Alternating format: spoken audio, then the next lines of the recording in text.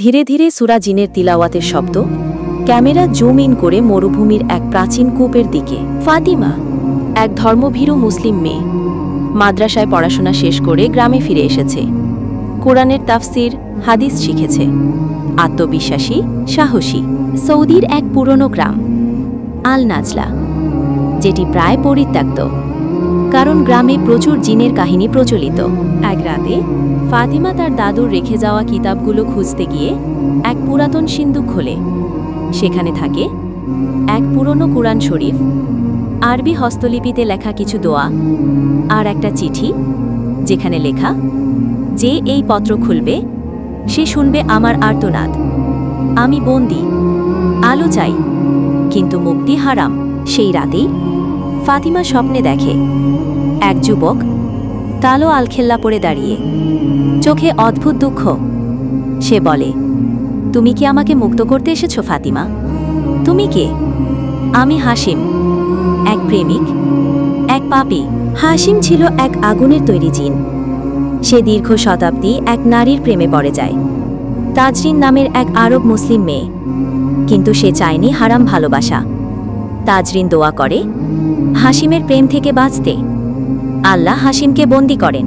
হাসিমের শর্ত ছিল, যদি কোনো ধর্মভীরু মানুষ কোনোদিন তার আর্তনাদে কান দেয়, তবে তাকে ইমাম মাহাদির আগমনের আগ পর্যন্ত মানুষের ছায়ায় বসবাসের অনুমতি দেওয়া হবে। ফাতিমা ধীরে ধীরে হাসিমকে অনুভব করতে শুরু করে।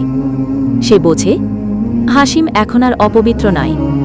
সে তওবা করেছে, কোরআন শিখেছে, দোয়া পড়ে। কিন্তু গ্রামের মুফতি বলেন, জিনের প্রেম শয়তানের ফাঁদ হতে পারে। সাবধান। তুমি কি জানো তুমি কাকে বিশ্বাস করছো? ফাতিমার মন দ্বিধায়। হাসিম বলে, আমি তোমার কোনো ক্ষতি করব না, শুধু মানুষের আলো চাই। তোমার ইবাদত, তোমার তিলাওয়াত, তোমার হৃদয়। আমার অন্ধকার ভাঙে। গ্রামের পুরনো মসজিদে এক রাতে আগুন ধরে। সবাই ভাবে জিনের কাজ। ফাতিমা হাসিমকে জিজ্ঞেস করে, তুমি করেছ? হাসিম কাঁদে, না, কেউ আমাকে ঘৃণা করে, আমার ঈমানের পরীক্ষা নিচ্ছে। অন্য জিনেরা চায় না আমি মানুষের দিকে আসি। সেই রাতে এক ভয়ঙ্কর জিন সূরা গ্রামে আসে। সে বলে, মানুষ আর জিনের প্রেম হারাম। আমরা আগুন, তোমরা মাটি। হাসিম ভুল করছে। মুফতি সাহেব কোরআনের আয়াত তিলাওয়াত করেন। সূরা আল আহকাফ আয়াত 29 থেকে 32 পড়ে শোনান, যেখানে কিছু জিন কুরআন শুনে ঈমান এনেছিল। ফাতিমা বুঝে যায় আল্লাহ যাকে ইচ্ছা হিদায়েত দেন। সে দোয়া করে, হে আল্লাহ, যদি হাসিম সত্যিকার মুসলিম হয়ে থাকে, তার প্রেম পবিত্র হয়ে থাক, তবে তাকে হিদায়েতের আলো দিন।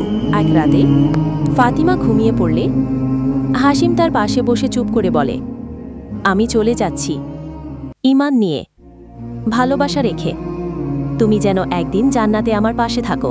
সকালবেলা ফাতিমার ঘরে হাসিমের রেখে যাওয়া একটা কুরআন পড়ে থাকে।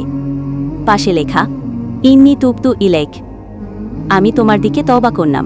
আমরা আজ এই গল্প থেকে এই শিক্ষা পেলাম যে ভালোবাসা পবিত্র হতে পারে যদি তা ঈমান ও আল্লাহর ভয়ে হয়। মানুষ ও জিনের সম্পর্ক ইসলামে নিষিদ্ধ, তবে দাওয়াত, শিক্ষা ও তওবা সবকিছুর ওপরে।